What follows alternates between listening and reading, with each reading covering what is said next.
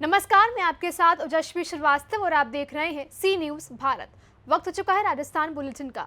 इस राजस्थान बुलेटिन में हम बात करेंगे बकानी में जिला स्तरीय 68वीं खेलकूद प्रतियोगिता का समारोह विधिवत समापन हुआ। क्या है पूरा मामला, देखिए पूरी रिपोर्ट।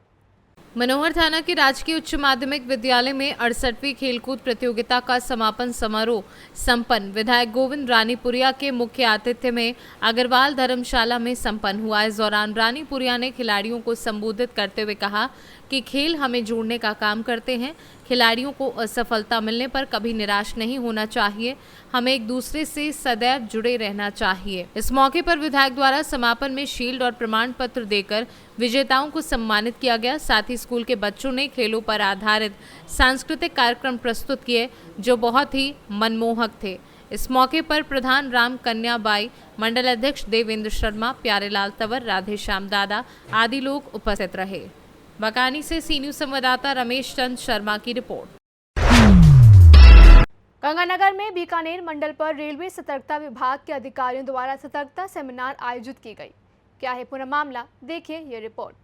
पश्चिम रेलवे के बीकानेर मंडल पर सोमवार को केंद्रीय सतर्कता आयोग के निर्देशानुसार 16 अगस्त से 15 नवंबर तक चल रहे सतर्कता जागरूकता अभियान के तहत मंडल रेल प्रबंधक कार्यालय के सभा कक्ष में उत्तर पश्चिम रेलवे के वरिष्ठ उप महाप्रबंधक एवं मुख्य सतर्कता अधिकारी अनिल कुमार गुप्ता, मुख्य सतर्कता अधिकारी मनोज कुमार, मुख्य सतर्कता अधिकारी TA अंसारी एवं उप मुख्य सतर्कता अधिकारी सत्यनारायण यादव की उपस्थिति में सतर्कता जागरूकता सेमिनार का आयोजन किया गया। इस बैठक में आशीष कुमार, मंडल रेल प्रबंधक बीकानेर एवं मंडल के अन्य ब्रांच अधिकारियों और सतर्कता अधिकारियों ने सतर्कता के विभिन्न मुद्दों पर चर्चा की एवं उन्होंने कहा कि रेल कर्मी एवं रेल अधिकारी अपने सार्वजनिक जीवन में सत्यनिष्ठा और ईमानदारी को अपनाएं।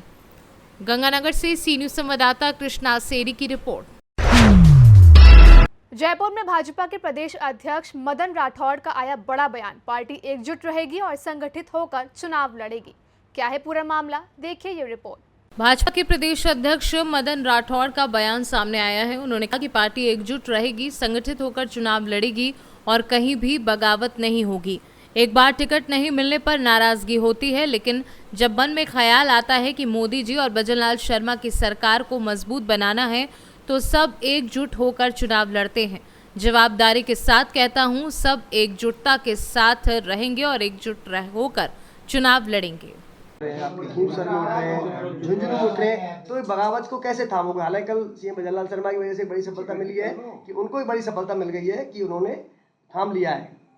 ये तो अच्छी बात है ना, कहीं बगावत नहीं होगी, एक जगह भी बगावत नहीं होगी। हमारी पार्टी एकजुट रहेगी और संगठित रूप से हम चुनाव लड़ेंगे। कोई बगावत कहीं भी किसी भी प्रकार की नहीं होगी।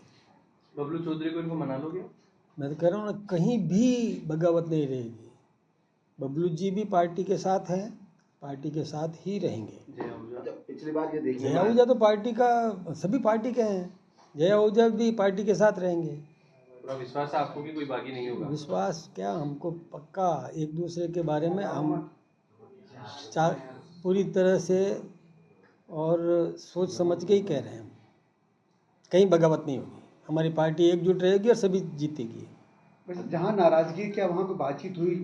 तैयार हुआ कि मैं जब कह रहा हूँ कि देखिए, एक बार टिकट किसी को उम्मीद होती है और कि हमको मिलेगा, और यदि उसकी जगह दूसरे को दिया तो थोड़ी बहुत मन में किसी के कोई भी रही होगी। लेकिन जो ही ध्यान आता है कि हमारा देश का प्रधानमंत्री नरेंद्र भाई मोदी को मजबूत करना है, हमारे राजस्थान की डबल इंजन की सरकार को मजबूत करना है, भजनलाल जी को मजबूत करना है, तो सब एक मुखी होकर के पार्टी को जिताने में लगे हैं और लगे रहेंगे। कांग्रेस को लगता है कि जो बगाव जिस तरह से हो रही है उसका फायदा उनको मिलेगा।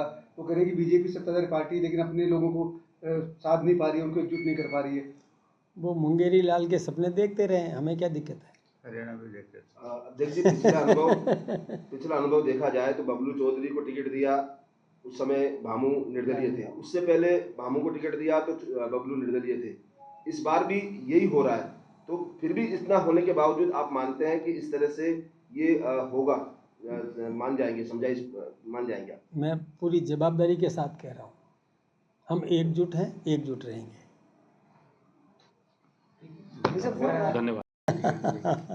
ऐसा नहीं है, ज़्यादा है, उनमें से एक चुनना है। क्या वजह देरी क्यों हो रही है? क्योंकि ये गढ़ासवाली 6 सीटों पर डिक्लेयर हो चुके हैं, जहाँ पर ज़्यादा दिक्कत नहीं है कि वहाँ पर डिक्लेयर हो रहे हैं। देखिए, हमारी तो एक ही है ना जिस पे निर्णय करना है। कांग्रेस को तो अभी सातों पे निर्णय करना है, वो हमसे क्या सवाल करेंगे? हम तो कर लेंगे, हमारी तैयारी है, 1-2 दिन में वो, आजकल में वो भी हो जाएगी। कांग्रेस की टिकट डिक्लेयर नहीं हो रही, किस तरह से आप देख रहे हैं? क्या लग रहा है आपको? क्या वो आपस में सामंजस्य नहीं बिठा पा रहे, या क्या लग रहा है कि आप बताओ विपक्ष मतलब दूसरी पार्टी के हिसाब से क्या देखते हैं? उनके घर की चिंता मुझे नहीं करनी है, मुझे अपना घर संभालना है। जो कल राइजिंग राजस्थान को लेकर एक बड़ा बयान उर्वशी सिंह डोटासरा ने दिया है कि सीएम सैर सपाटे के लिए जा रहे हैं, 40 करोड़ रुपए अब तक खर्च हो गया है और एक धेले का एमयू नहीं आया है। आज फिर हो रहा है 3 लाख का, जयपुर में ही 3 लाख करोड़ का, 3 लाख नहीं 3 लाख करोड़ का आज एमओयू होने वाला है अभी। तो हमारे मुख्यमंत्री जी बहुत प्रयत्न कर रहे हैं। पहले 4.5 लाख का महाराष्ट्र से लेके आए, फिर जापान और वहाँ से लेके आए, अभी वहाँ से भी इंग्लैंड और वहाँ से जर्मनी से लेके आए। तो ये तो खुश होना चाहिए कांग्रेस को, इसकी आलोचना नहीं करना चाहिए। वो क्या सोचते हैं कि वो नहीं कर पाए इसलिए हम भी नहीं कर पाएंगे। वो तो इसलिए नहीं कर पाए कि उनकी सरकार चली कहाँ है, कभी होटलों में चली, कभी टांग खिंचाई में लगे रहे, कभी सरकार बचाने की जुगत में लगे रहे, जनहित के काम नहीं किए उन्होंने। इसलिए, और दूसरी बात और भी है कि कोई भी अपने गाढ़े पसीने का पैसा तभी लगाता है जब उसको विश्वास हो कि मैं जो पैसा लगा रहा हूँ वो अपने वादे पर सरकार कायम रहेगी। जब उनको लगता है सरकार ही स्थिर नहीं है तो क्यों कोई पैसा लगाएगा।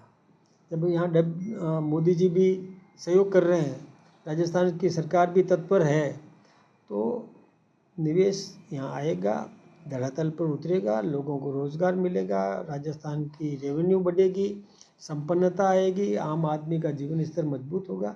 ये सब काम होने वाले हैं और यहाँ हम उद्योग को प्रोत्साहित देने के लिए सभी तैयार हैं, काम होगा। सीएम मृणाल शर्मा का आपने बड़ा किया था, वो जोरदार कार्यक्रम रहा, काफ़ी संख्या में लोग आए, लेकिन उसी कार्यक्रम में आपके एक विधायक हैं गोपाल शर्मा, उन्होंने कहा कि हमारी तो चल ही नहीं रही है, अभी भी चल रही है रफीक खान की, अभी चल रही है प्रताप सिंह खाचरियावास की।